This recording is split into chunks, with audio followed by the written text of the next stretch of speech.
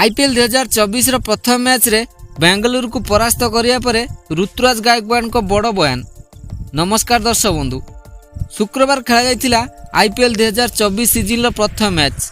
एही मैच रे गत थरर चैंपियन चेन्नई सुपर किंग्स और विराट कोहली दल आरसीबी मध्य मुकाबिला होइतिला। एही मैच रे रॉयल चैलेंजर्स बेंगलुरु टॉस जीति प्रथम बैटिंग निष्पत्ति नेइथिला। प्रथम बैटिंग करी बेंगलुरु 20 ओवर में मोट 173 रन संग्रह करथिला एवं चेन्नई पई 174 रन विजय लक्ष्य रखिथिला, जहाकू चेन्नई 18.4 ओवर में 4 विकेट हराई हासिल कर नैथिला एवं चलित सीजन ले विजय सह शुभारंभ करथिला।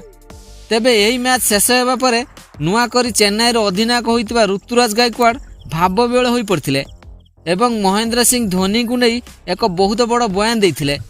तेबे गायकवाड़ तांको बयान ले कहिथिबा सही कथा कोन अटे जानिबा ए वीडियो रे। किंतु या पूर्व जदि आपण चेन्नई सुपर किंग्स रो जने सच्चा प्रशंसक ताहले दया करी वीडियो को लाइक कर दियंतु एवं धोनी को बिना अधिनायकत्व रे कोन चेन्नई ए आईपीएल सीजन लो फाइनल को क्वालिफाई करि परिबो, दया करी निजर मतामत कमेंट कर जणातु। तेबे आसंतु जानिबा संपूर्ण खबर। दर्शक बंधु, शुक्रवार होइतिबा आईपीएल 2024 रो प्रथम मैच रे बेंगलुरु प्रथमे टॉस जीति बैटिंग निष्पत्ति नेबा परे दलर दुई अभिज्ञ विराट कोहली और फाफ डुप्लेसिस दल पई दमदार आरंभ करथिले। तेबे दुहे धुआंधार आरंभ करने सत्वे मध्य 4.3 ओवर बेले फाफ मुस्ताफिजुर को बॉल ले आउट हो जाइथिले। परे बैटिंग करने को आसीथिबा रजत पाटीदार मध्य मुस्ताफिजुर को बॉल को बुझी न पारी धोनी के हाथ में कैच आउट होई पाविलियन फेरिथिले। दलीय रन संख्या 5.3 ओवर में 42 रन थिबा बेले मैक्सवेल मध्य आउट हो जाइथिले। से दीपक चहर को बॉल ले धोनी के हाथ में कैच आउट हो जाइथिले। यह पर कैमरन गिल और विराट कोहली मध्य 35 रन एक भागीदारी होइतिला।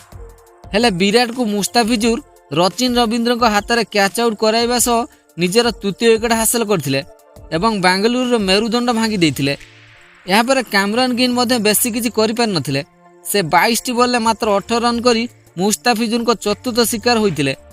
यह पर अनुज राउत एवं दिनेश कार्तिक दुहे लड़ुआ खेल देखाइबा सह बेंगलुरु को कौन क्षति न पहुंचाई 20 ओवर दलीय स्कोर को 173 रन ले पहुंचाई एवं चेन्नई पई 174 रन लक्ष्य देइथिला आरसीबी, जहाकू चेन्नई 18.4 ओवर में मात्र 4 विकेट हराई हासिल कर नैथिला।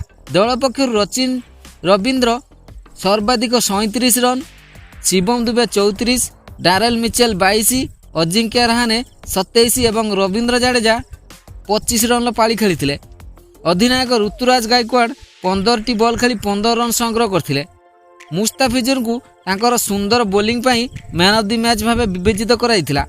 तेबे मैच पर प्रेजेंटेशन सेरेमनी रे ऋतुराज महेंद्र सिंह धोनी को प्रशंसा करबा सह तांकु नै एक बहुत बड़ बयान देइथिले। से कहिथिले, आज विजय रे आम दलर सबु खेलाड़ी प्रदर्शन बहुत भल थिला। रचिन रविंद्र निज आईपीएल कैरियर प्रथम मैच रे चमत्कार खेल देखाइथिले। कन्वे को अभाव को से आमको अनुभव करने को दे नथिले। मुस्ताफिजुर मध्य चमत्कार बोलिंग करी आरसीबी को बैकफुट को ठेली देथिले। किंतु एसबू पछरे गोटे लोकर अजण हाथ थिला, से होउचंती माई भाई। माई भाई नथिले मु एभली डिसीजन नहीं पारि नथांती। आरसीबी रो बैट्समैन विराट कोहली भाई और फाफ डुप्लेसी भाई जेतेबेले बहुत बाड़ई थिले तो मोर चिंता बढ़ी जाइथिला एवं मु धोनी भाई को परामर्श नैथिली। धोनी भाई मते मुस्ताफिजुर को बोलिंग देवा को कहिथिले, जहां आम पाई बहुत लाभदायक होइथिला। एथिपाई मु माई भाई को अशेष अशेष धन्यवाद देउछि। तेबे दर्शक बंधु, आपण मानकु कोन लागुछि धोनी कोन सतरे यह शेष सीजन हेबो? दया करी निजर मूल्यवान मतामत कमेंट करी जणांतु।